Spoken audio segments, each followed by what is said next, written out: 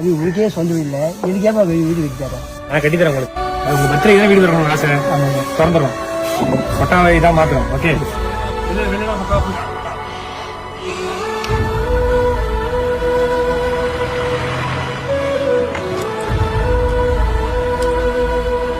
மாற்றம்காக என்னுடைய சொந்த காசுல நான் பண்ண முதல் வீடு இது. ஒருத்தவங்களை கூப்பிட்டு சர்ப்ரைஸ் பண்ண போறேன். கூட்டு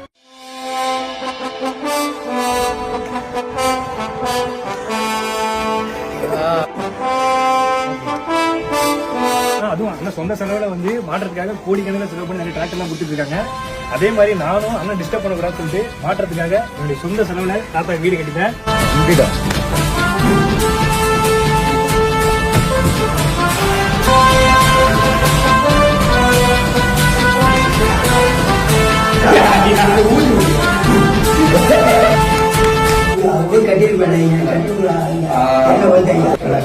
சீக்கிரமா வீடு கட்டணும்.